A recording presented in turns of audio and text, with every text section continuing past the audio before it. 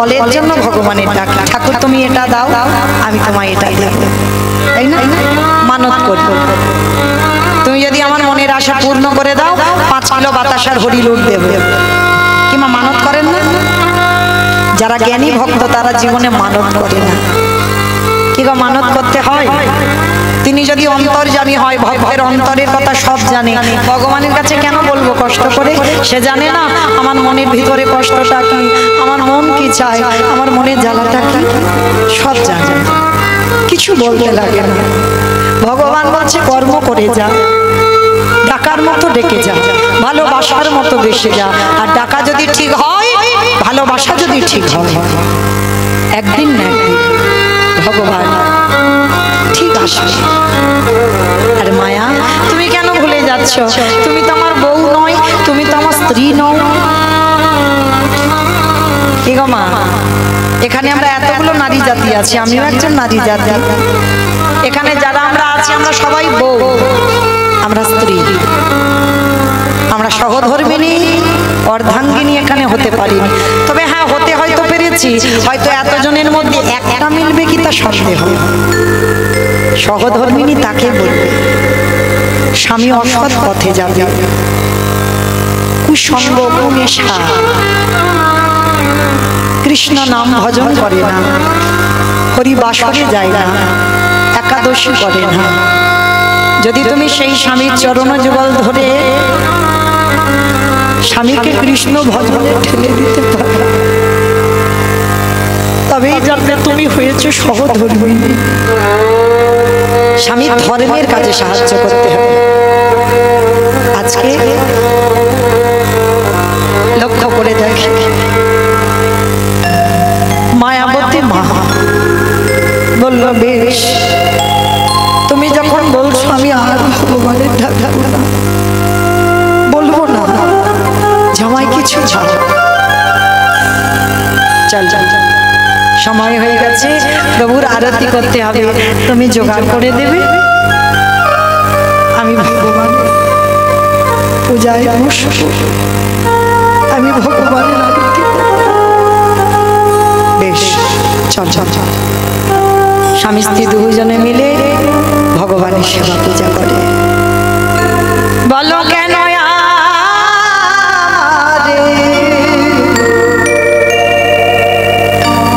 মা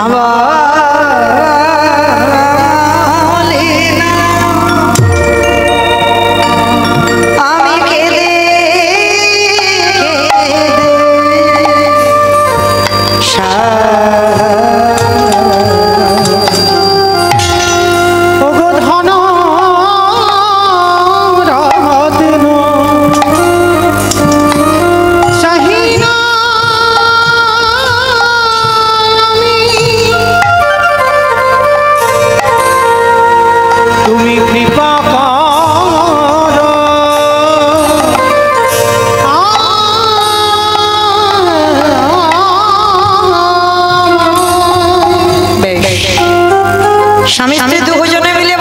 সেবা পূজা করে। একদিন ভগবান দৈববাণী করলো, মায়াবতী তোমার কোল আলো করে আমি কাউকে পাঠাবো, তোমার সেবা তোমার পূজায় আমি তুষ্ট।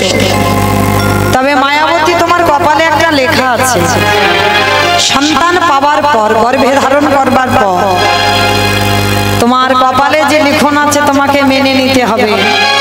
এই দুজনের মধ্যে একজনকে তোমায় বেছে নিতে হবে। যদি তুমি স্বামীকে বাঁচাতে চাও, চিরজন্মের মতো গর্ভের সন্তান গর্ভেই মারা যাবে। আর যদি তুমি তোমার সন্তানটাকে বাঁচাতে চাও, চিরজন্মের মতো তোমার স্বামীর মৃত্যু হবে। চিৎকার করে বলে বলে না, দয়াময়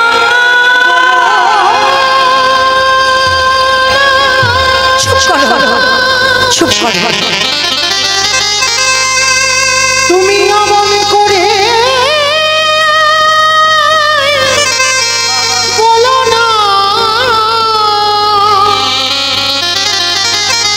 আমি যে শহীদ পারব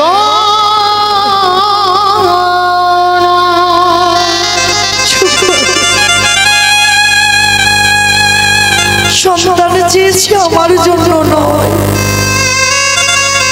সন্তানে চেয়েছে আমার অবর্তমানে তোমার সেবার জন্য, আর তার জন্য তুমি আমার কাছ থেকে স্বামী কেটে নেবে না মা, এটাই তোমার অদৃষ্টি রেখা। সন্তানকে রাখতে গেলে তোমার স্বামীর মৃত্যু হবে, আর স্বামীকে বাঁচাতে গেলে তোমার সন্তানের মৃত্যু হবে।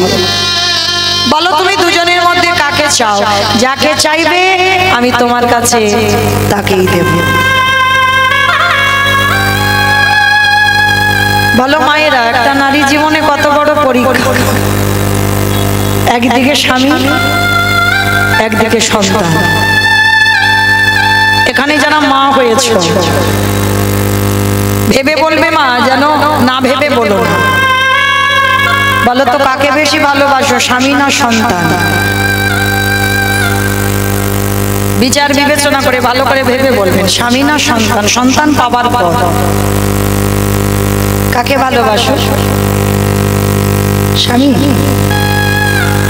সন্তান? কেউ কেউ বলছে স্বামী, আবার কেউ কেউ বলছে সন্তান, আবার কেউ কেউ চুপচাপ আছে। কেন জানো? হয়তো তার স্বামী দেখছে আমার বউটা কি বলে দেখি। আর যদি ছেলে বলে বাড়িতে গিয়ে ব্যবস্থা হবে, কালা সপ্তমী ঠাকুর দেখা রাধে। কিন্তু এখানে মা কেউ কারো স্বামী নয়, কেউ কারোর ভাসুর নয়, কেউ কারোর শ্বশুর নয়। এসেই বলেছে আমাদের একটাই পরিচয়, আমরা কৃষ্ণ দাস। কোনো মায়ামোহ সংসার আমাদের নয়, আমরা কৃষ্ণের সংসার করব। তাহলে এখানে বলতে হবে ভেবে বিচার করে। বেশিরভাগ মা, যদি ভোট করা যায় বাবা, বেশিরভাগ মা বাবা লিখে দেখাবে, বলতে যদি নাও পারে লিখে দেখাবে, আমি সন্তান ভালোবাসি, স্বামী ভালোবাসি। ভালোবাসি না কিন্তু আমি একবারও বলছি না। স্বামী যদি 19 হয়, সন্তান কিন্তু 20 হবে, একটু বাড়বে। কেন? যে মা 10 মাস 10 দিন গর্ভে বেদনাটা পেয়েছে, যে পাইনি তার কথা বাদ দাও, যে মা পেয়েছে সে মা জানে তার বেদনা কত। তাহলে বেশি কথা বলবে সন্তান। এখানে মায়াবতী তো সন্তানের জন্ম দেয়নি মা, তবুও কিন্তু বলেছিল তুমি আমার সন্তানকে বাঁচাও। কেন না? তার সন্তান চাওয়ার কারণ একটাই, আমার অবর্তমানে আমার সন্তান তোমার সেবা করবে। তাহলে দয়াময়, তোমার সেবার জন্য যদি আমার বৈধব্য জ্বালা পেতে হয়, আমি হাসতে হাসতে রাজি। এটা তো জানবো যে আমি এই যে বৈধব্য জ্বালা পাচ্ছি শুধু তোমার জন্য। দাও, আমার সন্তানকে বাঁচিয়ে দাও। ভগবান বলল তথাস্তু, তাই হবে। তবে কথা দিলাম, তোমার গর্ভটা যতদিন তুমি লুকিয়ে রাখবে ততদিন তোমার স্বামী জীবিত থাকবে, আর যেদিন তোমার গর্ভ প্রকাশ সেদিনই তোমার স্বামী মৃত্যু হবে। যখনই কথাটা বলল, বলার সঙ্গে সঙ্গে দৈববাণী করে চলে গেল ভগবান। অনুভব করলো মা গর্ভবতী, কিন্তু কাউকে বলল না, বোঝালো না। হঠাৎ একদিন দুপুরবেলা দ্বিজ ঘোষ বলে উঠলো, মায়াবতী, এত আনন্দের কথা, এত সুখের কথা তুমি আমার বলার প্রয়োজন মনে করলে না? বলো না, কেন প্রয়োজন মনে করলে না? কিসের জন্য প্রয়োজন মনে করলে না? মায়াবতী, কেন, কি অপরাধ করেছিলাম? তুমি যেমন মা ডাক শুনতে চেয়েছো, আমি তো কোনোদিন বাবা ডাক শুনতে চাই। আমারও কি মনে আশা জাগেনি কেউ আমায় বাবা বলে ডাকুক? কেন বলনি আমায়? দ্বিজ ঘোষ বলে যাচ্ছে, আর এদিকে মায়াবতী ঢুকরে ঢুকরে কাঁদছে। মায়া, তুমি কাঁদছো কেন? কাঁদছি আমি একটাই কারণ, আমার অদৃষ্টে লেখা আছে, আমার গর্ভের কথা তুমি আজকে জেনে গেলে মানে আজই দৈব দুর্ঘটনায় তোমার মৃত্যু হয়ে যাবে। কথাটা বলা শেষ, অজানা জ্বর এসে দ্বিজ ঘোষের শরীরে প্রবেশ। হঠাৎ অসহ্য বুকের যন্ত্রণা, হঠাৎ কথা বলতে বলতে হঠাৎ বুকের যন্ত্রণা, এত বুকের যন্ত্রণা হচ্ছে আর সহ্য করতে পারছে না। মায়াবতী, মায়াবতী, আর বুঝি আমি বাঁচবো না মায়াবতী, বড় কষ্ট, বড় জ্বালা, বড় যন্ত্রণা। মায়া, তুমি কথা দাও,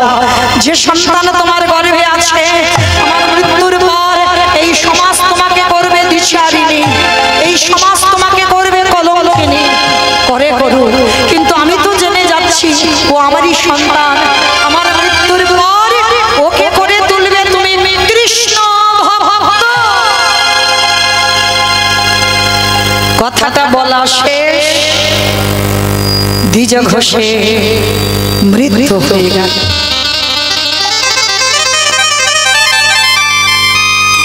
ও মায়েরা, সন্তান ভালোবাসি বলে এই নয় যে স্বামী ভালোবাসি। যতদিন মাথায় ছাতা থাকে বাবা কিছু বোঝা যায় না, আর যেদিন ছাতাটা সরে যায় চারিদিক অন্ধকার হয়ে যায়। তোমার আহা বলা কেউ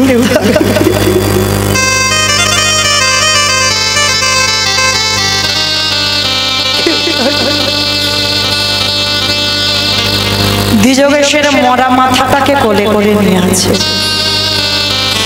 গ্রামের লোকজনেরা এসে বলে উঠবে, তুই দিশাহারা, তুই কলঙ্কিনী, তোর গর্বে পাপের কথাটা শুনেই তো তোর স্বামীটা মরল।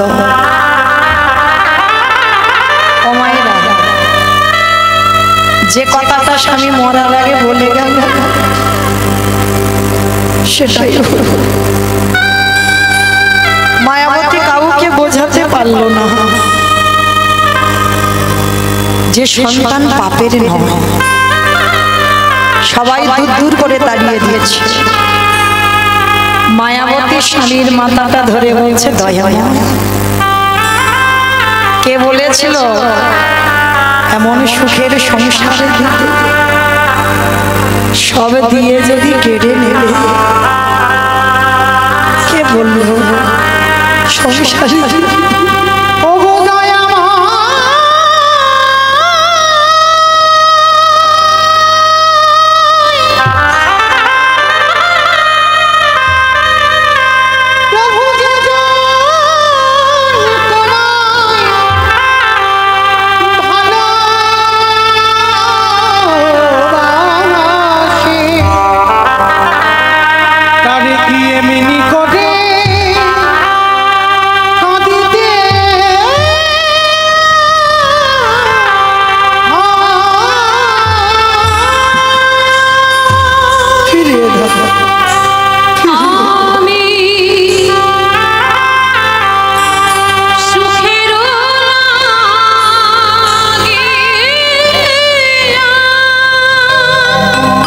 চাইনি তোমার কাছে সুদয় চাই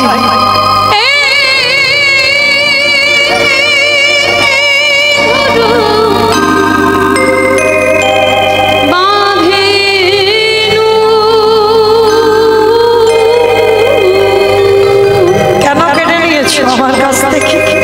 কেন?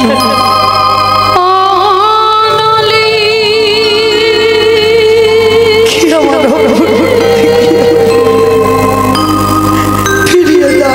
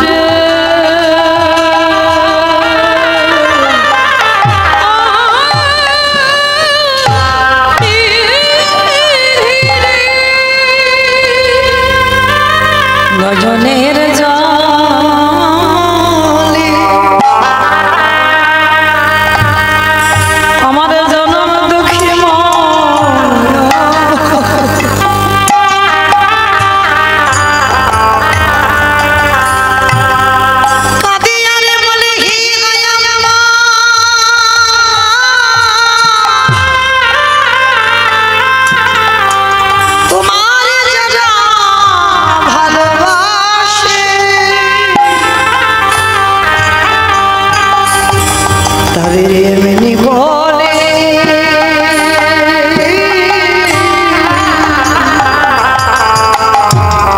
কাঁদিতে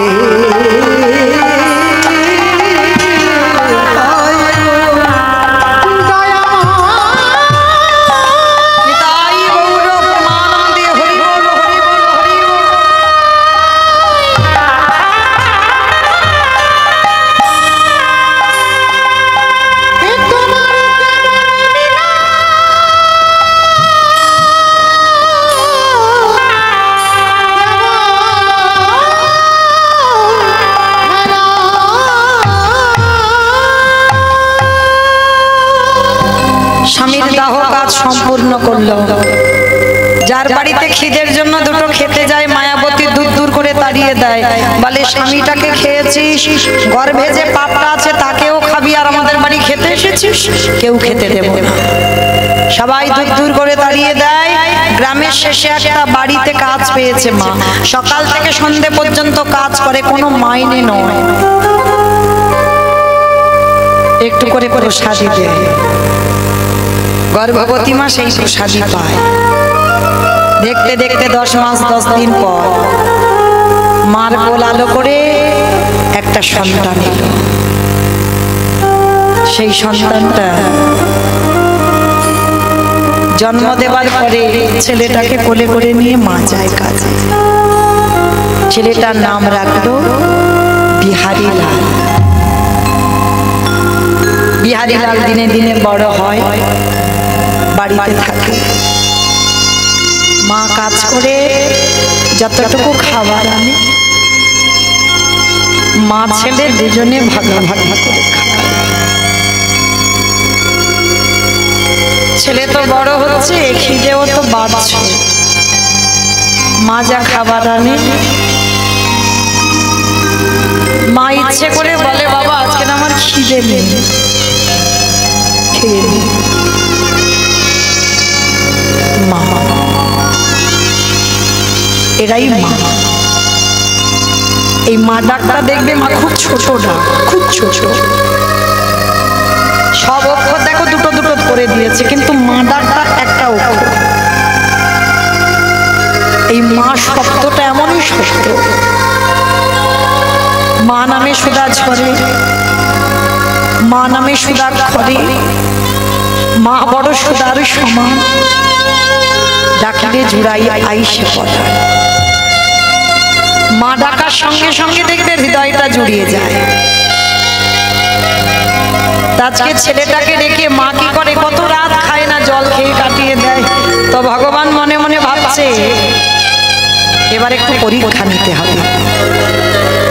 কি পরীক্ষা? না, যে বাড়িতে কাজ করেছে বাবা সে বাড়ি আজকের আর কিছু প্রসাদী রন্ধন করে, কোন একটা কাজে যাবে, তাই বলছে মায়া তুই আজকে সেবার ব্যবস্থাটা অন্য জায়গায় করে নিস। কেমন? কারণ আজকের আমাদের অন্ন প্রসাদ তো কিছু দিইনি, একটু জল তুলসী দিয়ে আমরা আত্মীয় বাড়িতে যাচ্ছি। মায়াবতী মনে মনে কাঁদছে, আমি কোথায় যাব, কে দেবে আমায় খেতে? আর বাড়িতে বিহারী বসে আছে, মা বিকালবেলা খাবার আনলে তবে খাওয়া হবে। আর বিকালবেলা মা শূন্য হাতে ফিরছে। ছোট্ট বিহারী ছুটতে ছুটতে গিয়ে মার কোমরটা জড়িয়ে ধরেছে। ও মা, ও মা, কি এনেছো মা? দাও না, বড় খিদে,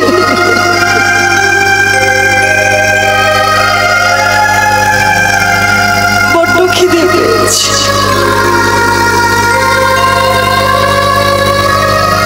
মা বলছে, খোকা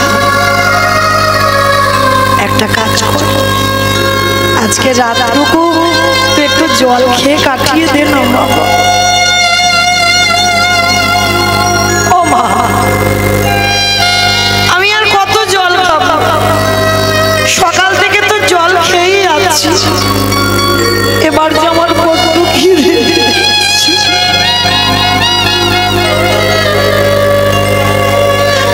আর যে বাড়ি না, আমার কিছু খাবার এনে দাও না।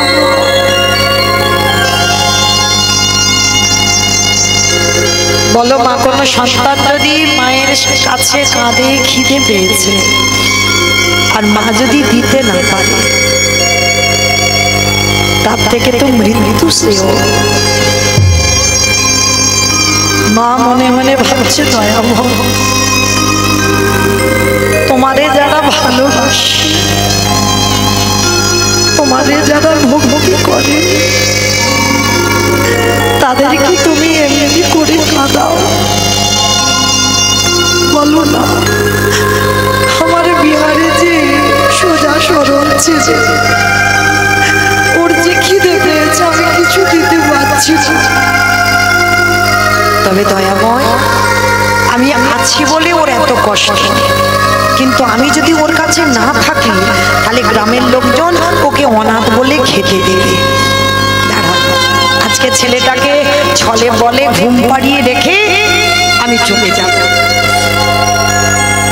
মা ছেলেটাকে কোলের কাছে নিয়ে মাথায় হাত বুলাচ্ছে, আর হাত বুলাতে বুলাতে সন্তান তো মাতৃস্নেহ পেয়ে ঘুমিয়ে পড়েছে। আর যেই ঘুমিয়ে পড়েছে, মায়াবতী উঠে ভগবানের একটা প্রতিচ্ছবি আছে, ভগবানের ছবির কাছে গিয়ে জানাচ্ছে, দয়াময় আমি আসি, আমার বিহারী তোমার কাছে রইল, তুমি দেখো ওর অন্তিম সময় যেন কৃষ্ণ প্রাপ্তি হয়। আমি আসি, আমার বিহারীর কাছে আর কেউ রইল না, আমি চলে যাচ্ছি দয়াময়, আমার বিহারীকে তুমি লক্ষ্য করে। বিহারী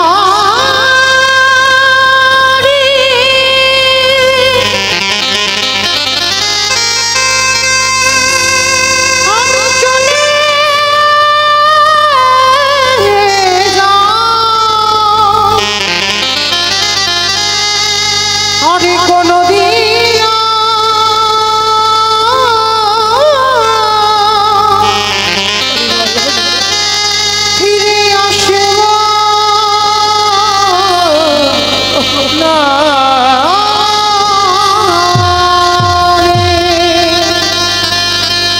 সবে মা আমার একটা পা তুলেছে, ছেলে পিছন থেকে ঘুম ভেঙে গেল। মার আঁচলটা চেপে ধরে বলল, মা কোথায় চলে যাচ্ছ, কোথায় চলে যাচ্ছ? মা আমি খাবার চেয়েছি বলে তুমি আমায় ফেলে রেখে চলে যাচ্ছ। কথা দিলাম আর জীবনে বলবো না মা খিদে পেয়েছে, আমি জীবনে বলবো না আমায় কিছু খেতে দাও, কিন্তু তুমি আমায় ছেড়ে চলে যাবো না। আমি কথা দিলাম মা, আমি যতদিন বেঁচে থাকবো আমি তোমার কাছে খাবার জন্য কাঁদবো না, কিন্তু তুমি চলে যাবো না। তুমি চলে গেলে কি আমায় ঘুম পাড়াবে, কি আমায় মানুষ করবে, আমি কার কাছে থাকবো, আমি কাকে মা বলে ডাকবো? তুমি তো আমার মা, তুমি তো আমার বাবা, তুমি তো আমার সব। আমি কোনো দিন আর খেতে চাইব না।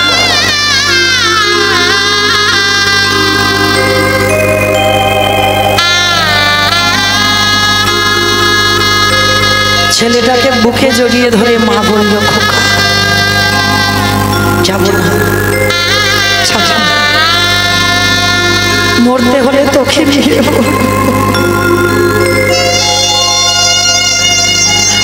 আর যে কটা দিন বাঁচি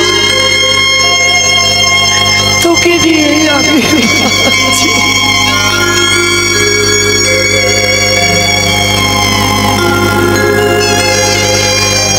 মায়াবতী বলল, দয়াময়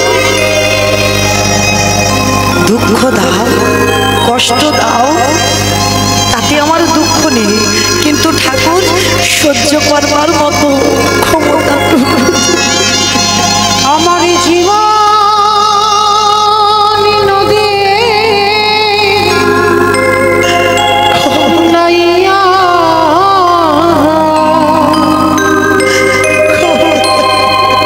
আমারে ভাবের খেলা সঙ্গ হলে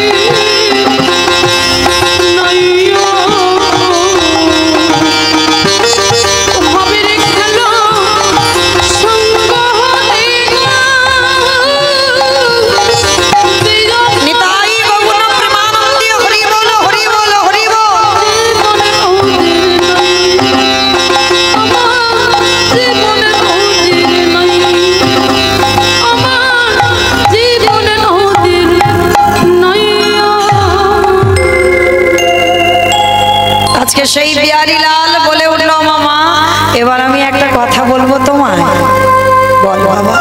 আচ্ছা আমি দেখি আমার বন্ধুরা তো সব কত বড় লোক, তারা গোটা গোটা চালের অন্ন পায়। মা আমাদের কি কৃষ্ণ পারে না একটু বড় লোক করে দিতে?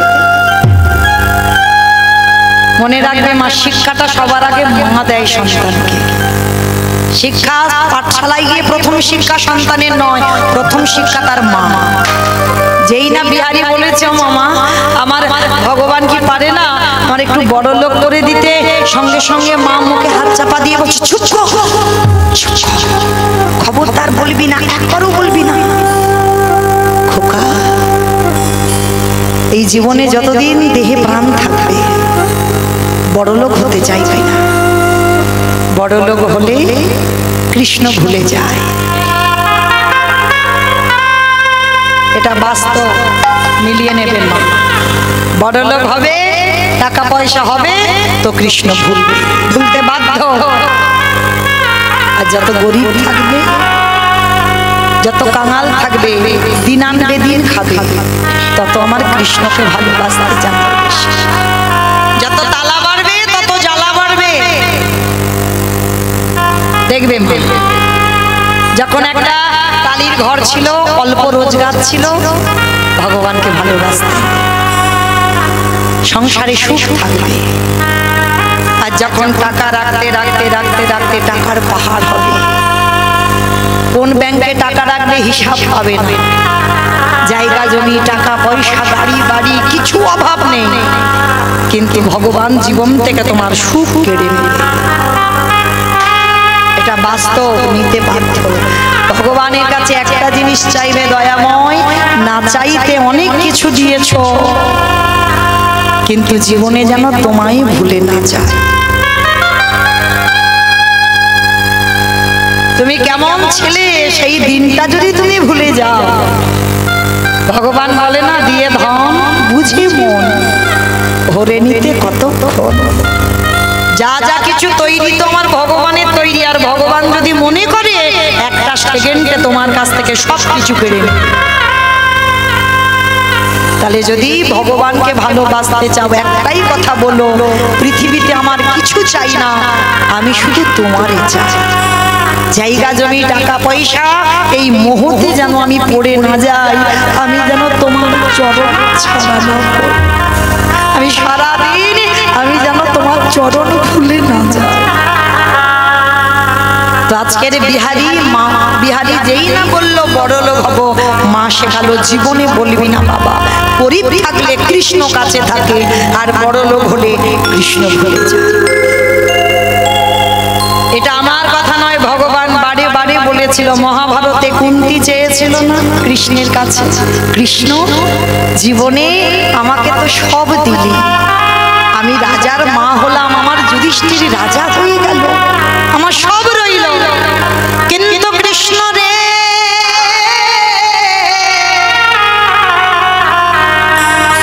যেদিন আমার কাছে আমার কেউ ছিল না,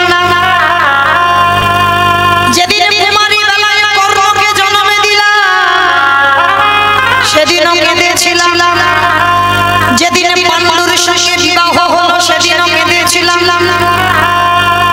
যেদিন আমার পাঁচটা ছেলেকে নিয়ে গান্ধারীর ঘরে দাসবৃত্তি করলাম সেদিনও কেঁদেছিলাম, যেদিন পাণ্ডু দেহ ত্যাগ করলো সেদিনও কাঁদলাম, কিন্তু কৃষ্ণ রে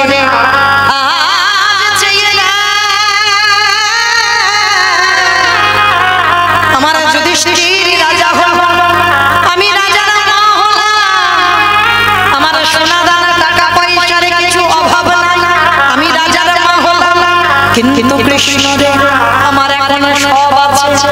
দেখে আমি একটা সম্পদ হারাইয়া ফেললাম। কৃষ্ণ বলছে পিসিমা কি হারিয়েছো? কৃষ্ণ যেদিন আমার কাছে কেউ ছিল না, দুঃখ ছিল, সেদিন আমার কাছে আমার কৃষ্ণ ছিল। আমি রাজার মা, আমার ছেলেরা বড় লোক হলো, সোনা দানা টাকা পয়সা ঘর বাড়ি কিছু অভাব নাই, কিন্তু কৃষ্ণ রে আমি কৃষ্ণ চরণ হারাইলাম।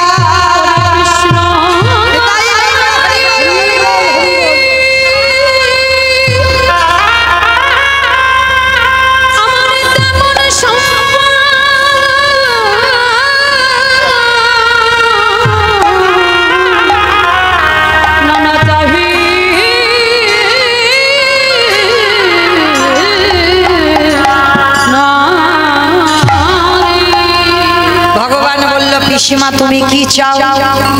মাইরা মহাভারতে কুন্তির কাছ থেকে চাওয়াটা শিখে নাও। পিসিমা বলল, কৃষ্ণ রে, দিতে যদি হয় একটা ধনে দে। আমি ধন চাই না, যশ চাই না, টাকা চাই না, বাড়ি চাই না। তাহলে কি চাও? কৃষ্ণ রে, আমার মাথায় হাত দিয়ে আমার আশীর্বাদ কর। এই জগতে যত দুঃখ, যত কষ্ট, যত অভাব, যত ব্যথা বেদনা, কৃষ্ণ সব যেন আমার মধ্যে ফিরায়।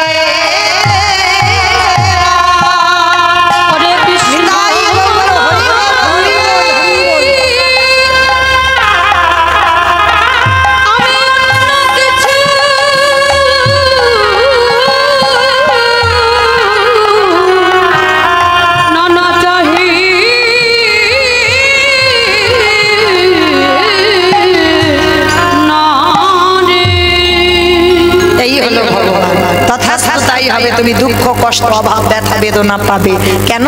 ওইগুলো থাকলে কৃষ্ণ কাছে থাকে। ও মায়েরা, ভগবান একেই বলে। ভগবান কত দয়ালু দেখবেন। যারা গীতার ছবিটা দেখেছেন, একবার গীতার পাতার ছবিটা দেখেছেন? এখন বলে যাচ্ছি, বাড়িতে গিয়ে একবার দেখে নেবেন গীতার পাতার ছবিটা। দেখবেন ভগবান ঘোড়ালা লাগাম ধরে আছে না সবার সামনে। আর দেখবেন ভগবান সামনে দাঁড়িয়ে আছে, আর রথের উপরে যে ছেলেটা বসে আছে সে যেমন তেমন ছেলে নয়, যার জন্য ভগবান হৃদয়টাকে ঢাল করে পেতে দিয়েছে। যত অঘাত ভগবান নিজে নেবে, তারপরে ভক্ত। আর দেখবেন ওই ভক্ত যে সিংহাসনে বসে আছে তার মাথায় ছাতা আছে, কিন্তু আমার ভগবানের মাথায় ছাতা নাই। জগৎকে দেখালো আমি ভগবান কষ্ট পাবো, দুঃখ পাবো, জ্বালা পাবো, যন্ত্রণা পাবো, কিন্তু আমার ভক্ত যেন ভালো থাকে। তার যার জন্য ভগবানের হৃদয়টা ঢাল করে পেতে দেওয়া, সে ভক্তটা তো যেমন তেমন ভক্ত নয়। কে গো মা?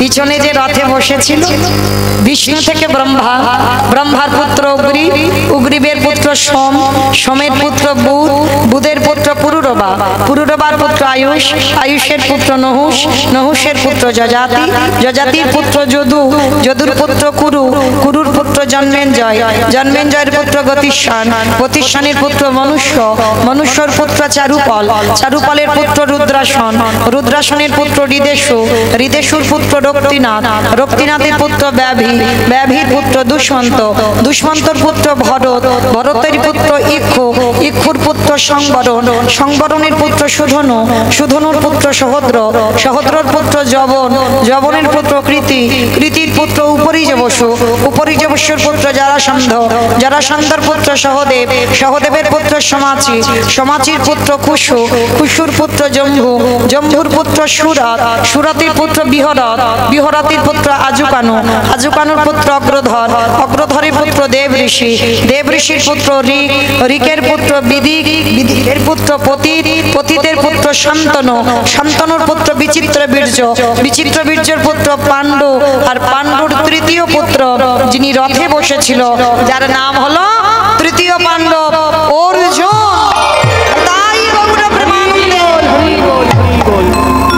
এত বড় বংশের ছেলে, তার জন্য ভগবানের এত অহিতকি কৃপা। তাহলে মায়েরা, তাহলে ভগবানের কাছে চাইতে যদি হয় কি চাইবে? কৃষ্ণ সারা জীবন যেন কাঁদতে পারে।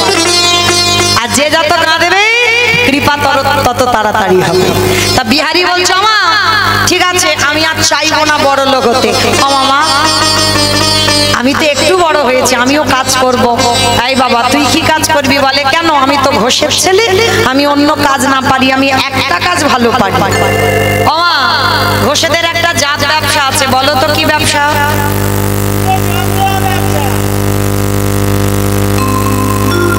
কি বললো শুনতে পেয়েছো?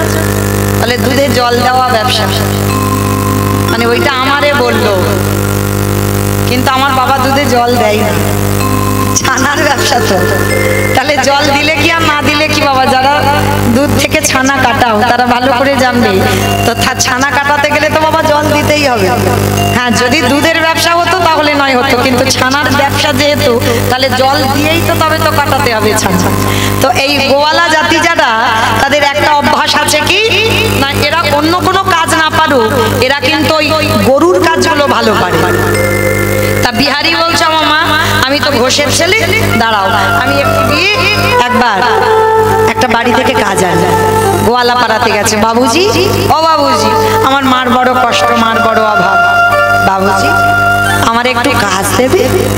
তাহলে ঠিক আছে, আমার ওই গরু বাছুরগুলো আছে তুই চড়া, আর শোন মাসে 4 আনা মাইনে দেব। এখনকার লীলা নয় বাবা, তখনকার লীলা 4 আনা মানে অনেক দাম, মানে 25 পয়সা। বলে ঠিক আছে। বিহারি প্রতিদিন মাঠে মাঠে গরু চড়ায়, আর কি বলে জানো, ব্রজের কাননে কোন দুঃখে তো রাজা হলি দারোগা উলুধ্বনি হয় গুরু ব্রজের কাননে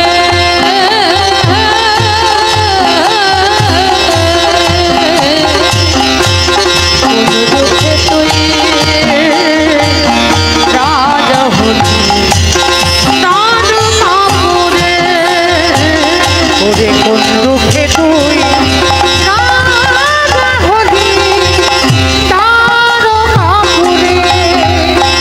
কতই মজে ব্রজের বটে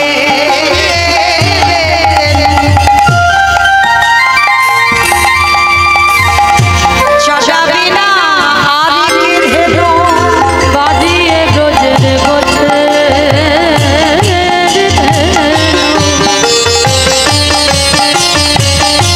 চড়াবি না আর কি ধেনু করিরি নায়া ব্রজে তুই করবি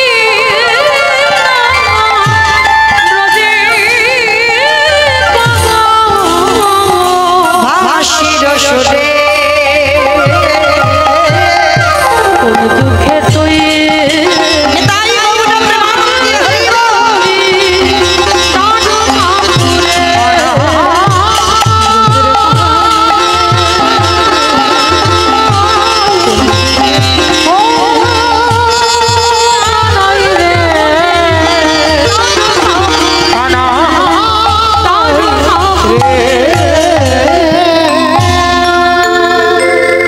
বিহারি লাল গরু বাছুরগুলো নিয়ে যেই না বাড়ি ফিরছে, আর ফেরার পথে বাবা যেমন আজকের আপনাদের গ্রামে কীর্তন হচ্ছে ঠিক এইরকম কাটোয়া কাঞ্চননগরে কয়েকজন ভক্ত নিয়ে পাঠক ঠাকুর ভাগবত করছে। তা ভাগবত করছে, তা ভক্তরা অনেক অনেক ভক্তরা বসে আছে। বিহারি যেতে যেতে ভাবল ওরে বাবা কত ভক্ত বসে আছে, দেখি তো কি হচ্ছে। যেই না বাবা বিহারি লাল গরুগুলো ছেড়ে দিয়েছে, যে যার ঘরে পৌঁছে গেছে, আর বিহারি দাঁড়িয়ে দাঁড়িয়ে শুনছে পাঠক ঠাকুর ওই ভাগবতের মধ্যে দিয়ে বাবা ওই গোষ্ঠলীলার কথাটা বলছে। কৃষ্ণ সকালে গরু চড়াতে যায় আর বিকালে গরু চড়িয়ে ফিরে আসে। বলছে বিহারি শোন, বৃন্দাবনে কৃষ্ণ নামে একটা ছেলে আছে, পাঠক ঠাকুর পাঠে বলছে, তার নবলক্ষ ধেনু, তার 24 জন বন্ধু।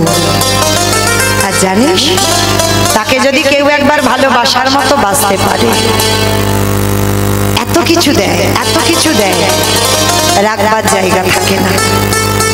ছোট্ট বিহারি কথাটা শুনে মনে মনে ভাবলেন ওরে বাবা,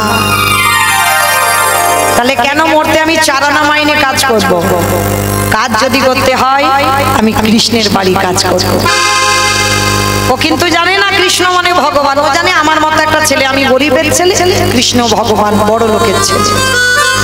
তা বিহারি কথাটা শুনে ছুটতে ছুটতে মার কাছে গেছে। ও মা, মা কি রে বাবা? ও মা শোনো, যে বাড়িতে কাজ করছিলাম আমি কাজ ছেড়ে দিয়েছি। কেন রে বাবা কাজ ছেড়েছিস? ও মামা আমি একটা নতুন কাজ পেয়েছি। কি কাজ পেয়েছিস বাবা? শোনো মা, আমি যে কাজটা পেয়েছি না, ওই বৃন্দাবনে কৃষ্ণের বাড়িতে তার নবলক্ষ ধেনু আছে, 24 জন বন্ধু আছে। ওই অতগুলো গরুর মধ্যে আমি 2-4টে চড়াবো, আর 24 জন বন্ধুর মধ্যে আমি একজন হব। আর জানো মা, ওকে নাকি ভালোবাসলে এত কিছু দেয় নাকি রাখবার জায়গা থাকে না। শোনার সঙ্গে সঙ্গে বলে উঠলেন, মা খিলখিল করে হেসে উঠেছে, আরে বাবা ওইটা তো লীলা, ওটা লীলার কথা। কৃষ্ণ তো এখন বৃন্দাবনে থাকে না, 125 বছর বয়সে জরা ব্যাধির তীরে দেহ ত্যাগ করেছে। বিহারী মার কথা বিশ্বাস করলো না, দূর তুমি জানো না বৃন্দাবনে কৃষ্ণ আছে। মা বলছে, এই পাগলের পাল্লায় কি করি বলো দিনি এখন। আচ্ছা শোন শোন, তোর মার কথা বিশ্বাস হচ্ছে না তো, যে পাঠক ঠাকুর পাঠে বলেছে তুই তার কাছে যা। বলে ঠিক আছে। ছুটে গেল বিহারী তার কাছে। ঠাকুর মশাই সত্যি করে বলো, তুমি এখানে বসে কালকের বলনি যে বৃন্দাবনে কৃষ্ণ নামে একটা ছেলে আছে? বলে হ্যাঁ বলেছি। তুমি বলনি তার নবলক্ষ ধেনু আছে? বলে হ্যাঁ বলেছি। তুমি বলনি তার 24 জন বন্ধু আছে? বলে হ্যাঁ বলেছি। তা কি হয়েছে তুমি জানো? তোমার মুখের কথা শুনে আমি যে বাড়িতে কাজ করছিলাম 25 পয়সা মাইনে আমি ছেড়ে দিয়েছি। আমার মার বড় দুঃখ, লোকের বাড়ি কাজ করে আমায় এত বড় করেছে, ওই জন্য আমি কৃষ্ণের বাড়ি কাজে যেতে চাই। বলো না গো। আমার মা বলছে ওইটা নাকি লীলা। সত্যি কি বৃন্দাবনে কৃষ্ণ থাকে না? বলো না, সত্যি কি থাকে না? পাঠক ঠাকুরের চোখে এলো জল। এতদিন ভাগবত পড়ে যে বিশ্বাস আমার জাগলো না, আর একদিন আমার মুখের ভাগবত শুনি এর বিশ্বাস। বিহারী, আমি যদি সত্যিটা এখন বলি যে বৃন্দাবনে কৃষ্ণ আর নেই, তাহলে তোর বিশ্বাস চলে যাবে। শোন বিহারী, পরে বিহারী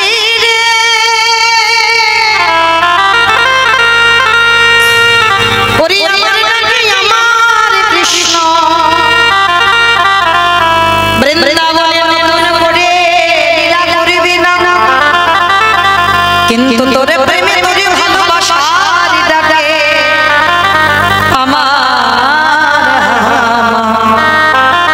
আমারা কৃষ্ণকে নতুন করে লীলা করিতে হবে।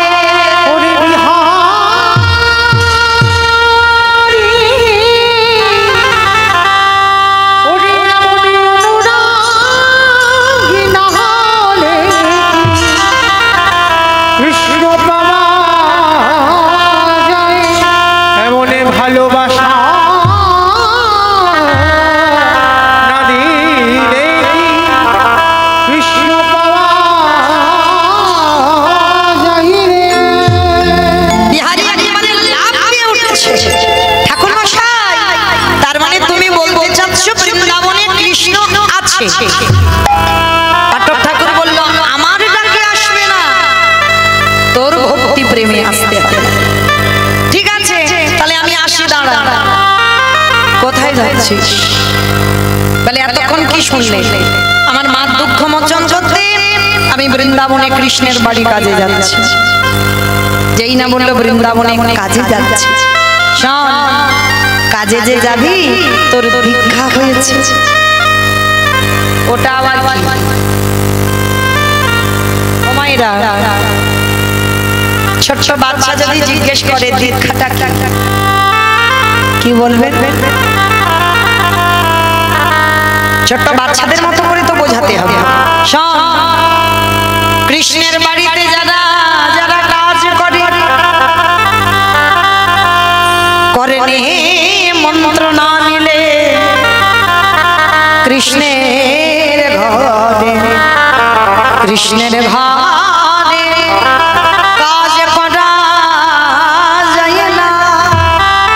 শোন, আগে মন্ত্র নিতে হবে।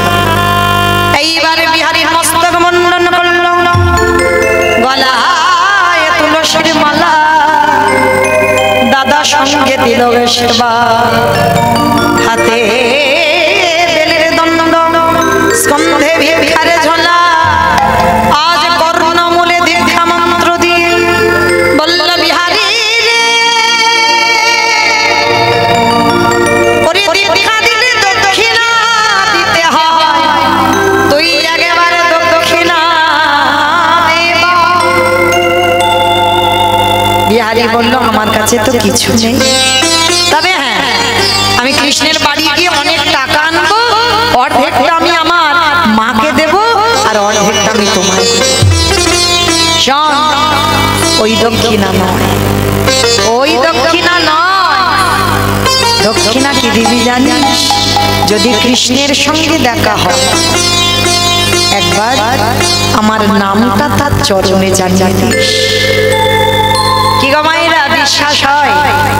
কোন কোন ক্ষেত্রে গুরুদেবের থেকে শিষ্য অনেক উপরে উঠে যায়, গুরুদেবের থেকে শিষ্য ভজন যজ্ঞে অনেক উপরে যায়।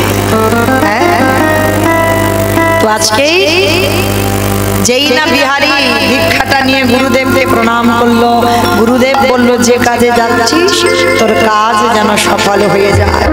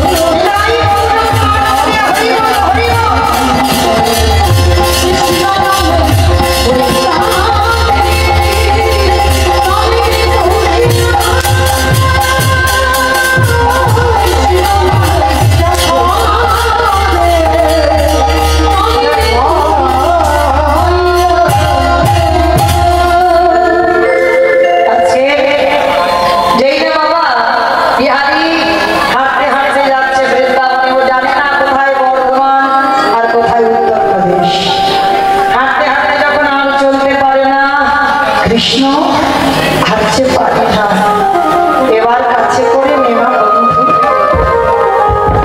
ও তো জানে না যে কৃষ্ণ ভগবান, ও জানে আমার মতো একটা ছেলে। একবারে দেখা দে, একবারে দেখা দে, দেখা দে, কত দূরে গেলে করে পাবো।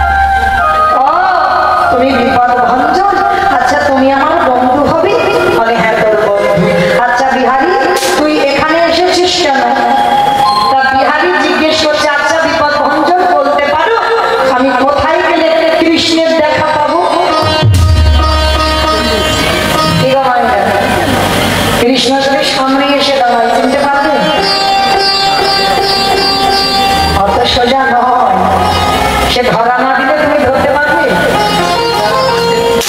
ভগবান তোমার কাছে কি ওই রূপে আসবে না? জানতে হবে, চিনতে হবে, ধরতে হবে।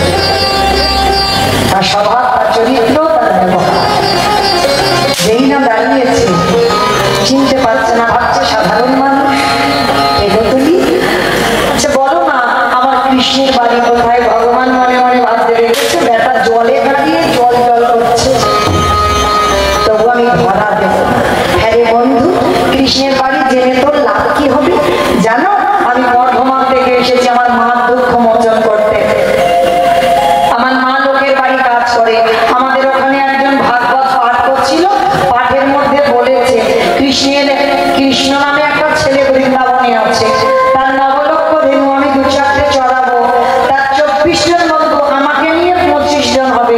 আর জানো ওই কৃষ্ণকে নাকি ভালোবাসলে না অনেক কিছু দেয়, বাড়িতে নাকি রাখবার জায়গা থাকে না। বলো না, তুমি কি জানো কৃষ্ণের বাড়ি? ভগবানের চোখে মনে মনে ভাবছে, হারে কত সোজা সরল ছেলে গো, হ্যাঁ কত সোজা ভাবে বলে দিচ্ছে। কিন্তু একে যদি আমি এখন বলি যে ওটা লীলা, তাহলে ওর বিশ্বাস করে যাবে। না না, আমি মিথ্যা করে বলবো, আমার মন্দিরে যে পূজা দেয় তার তো বাড়ি অনেক গরু আছে, আমি মিথ্যা করে বলি ওইটা কৃষ্ণের বাড়ি। বিহারি, ও বিহারি, তুই তো এসে গেছিস কৃষ্ণের বাড়ি। এসে গেছিস কই? ওই তো, ওই যে বাড়িটা দেখা যাচ্ছে, ওইটা কৃষ্ণের বাড়ি। ওটা কৃষ্ণের বাড়ি? ঠিক আছে, তাহলে আমি আচ্ছা বলছো, তুমি আমাকে একটু নিয়ে চলো না ওই কৃষ্ণের বাড়িতে। ভগবান মনে মনে ভাবছে, একটা হাত ধরে আর যদি না ছাড়ে, ভগবান তো ভক্তের কাছে ভয় পায়, ধরে যদি না ছাড়ে বলছে, শোন আমি সকালবেলা থেকে বেরিয়েছি, আমার মা খুঁজছে, এখন যেতে পারবো না, তুই যা, আর সময় মতো আমার ডাকবি, আমি তোর সঙ্গে আবার দেখা করে নেব। তবে হ্যাঁ, যেমন তেমন ভাবে ডাকতে হবে না। নিরঞ্জনে বসে ওই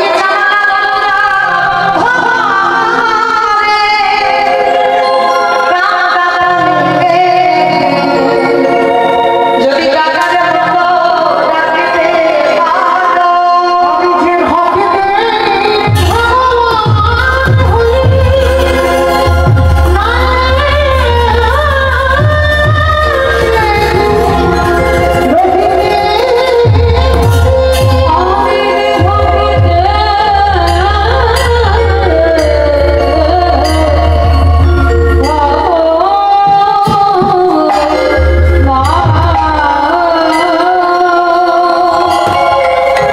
যেই যেমন বলে ভক্তের ভগবান। এইবার ভগবানকে রেখে ধরতে পারলো না বিহারি, পূজারীর বাড়িতে গেছে, গিয়ে বলছে, কৃষ্ণ ও কৃষ্ণ।